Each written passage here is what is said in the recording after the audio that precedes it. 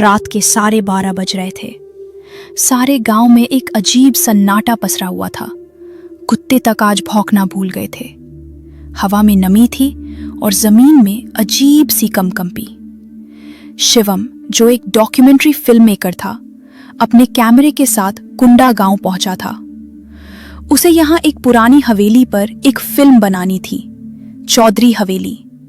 एक ऐसी जगह जहां कोई भी इंसान 12 बजे के बाद रुकना नहीं चाहता। लेकिन शिवम एक जिद्दी इंसान था। उसे डर को कैमरे में कैद करना था।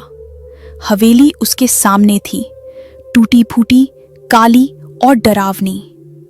दरवाजे पर जंग लगे ताले अब भी लटक रहे थे, लेकिन हवा उन्हें हिलाने लगी थी। कहीं ये सब अफवाह तो नहीं? शिवम ने कैमरे को ऑन किया। जैसे ही उसने पहली क्लिप रिकॉर्ड की, दरवाजा खुद ब खुद खुल गया। शायद हवा होगी, वो मुस्कुराया। लेकिन हवा कभी इतनी शातिर नहीं होती। हवेली के भीतर घुप अंधेरा था। दीवारें काई से ढकी थीं। छत से मकड़ियों के जाले लटक रहे थे और फर्श पर धूल की मोटी परत। शिवम के कदमों की आवाज गूंजने लगी, ठक ठक ठक। कैमरे की लाइट जल रही थी, लेकिन बार बार झपकने लगती थी। शिवम ने नोटिस किया, दाएं कोने में एक पुराना झूला था जो धीरे धीरे हिल रहा था। हवा, उसने फिर खुद से कहा, लेकिन अब उसके शब्द खुद उसे धोखा दे रहे थे। तभी एक औरत की हंसी गूंजी, नरम, मीठी और भयानक। कैमरा वहीं टिक गया। औरत सफेद साड़ी में सीढ़ियों पर खड़ी थी। उसके बाल जमीन तक लटक रहे थे। चेहरा धुंधला था, लेकिन आंखें साफ दिख रही थीं, खून से भरी हुई। शिवम हिला नहीं, जैसे शरीर ने उसकी आत्मा छोड़ दी हो। अगली सुबह गांव के लोग हैरान थे, क्योंकि शिवम की कार बाहर खड़ी थी, लेकिन वो खुद गायब था। गांव का सरपंच बोला, इससे पहले भी 3 लोग गए, कोई नहीं लौटा। शिवम का छोटा भाई अर्जुन अब गांव आया, भावनाओं में डूबा हुआ और भाई को ढूंढने की उम्मीद के साथ। अर्जुन को हवेली से कुछ फुटेज मिली थी। भाई के कैमरे से वीडियो में सब कुछ था, आवाजें, परछाइयां और वो औरत। कौन थी ये? अर्जुन ने गांव के बुजुर्ग से पूछा। बुजुर्ग की आंखें भर आईं। वो, उसकी शादी इसी हवेली में होने वाली थी, लेकिन दूल्हे ने मंडप में उसे छोड़ दिया क्योंकि वो किसी और से प्यार करता था। रमा ने खुद को जला लिया उसी दिन, उसी वक्त।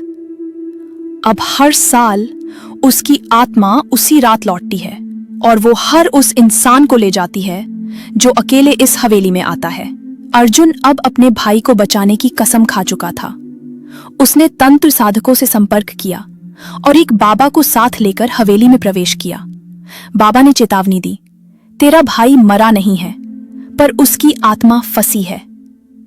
वो अब रंभा की दुनिया में है, जो समय के बाहर है। अगर तुझे उसे वापस लाना है तो तुझे विवाह अनुष्ठान पूरा करना होगा। अर्जुन ने पूछा, क्या मतलब? बाबा बोले, जिस शादी में उसे ठुकराया गया उसे पूरा करना होगा। तू उसका दूल्हा बनेगा, लेकिन ध्यान रहे, ये शादी अधूरी रही तो तू भी नहीं लौटेगा, और अगर तू डर गया तो बस राख बचेगी। रात आई।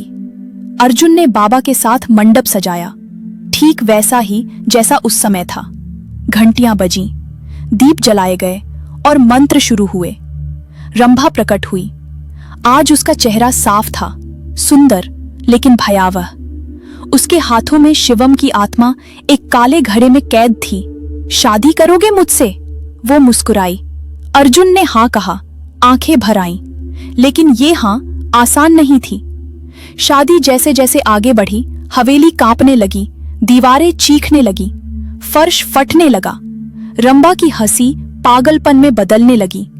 तुम भी मुझे छोड़ दोगे ना? वो चिल्लाई। नहीं, अर्जुन चीखा। मैं भाई को वापस लेने आया हूं, लेकिन तुम्हें धोखा नहीं दूंगा। तभी घड़ा फटा। शिवम की आत्मा बाहर निकली, लेकिन वो बदल चुका था। उसकी आंखें लाल थीं। वो अब आधा इंसान, आधा छाया था। रंभा ने कहा, अब या तो तू बचेगा या तेरा भाई?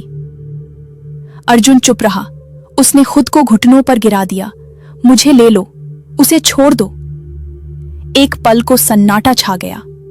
रंभा ने कुछ सोचा और पहली बार आंसू बहाए। क्यों? उसने पूछा। क्योंकि तुमसे किसी ने प्यार नहीं किया, लेकिन मैं कर सकता हूं। रंभा ने सिसकते हुए अर्जुन की मांग में राख भर दी और फिर हवा में विलीन हो गई। शिवम अब जिंदा था, लेकिन अर्जुन अब इंसान नहीं।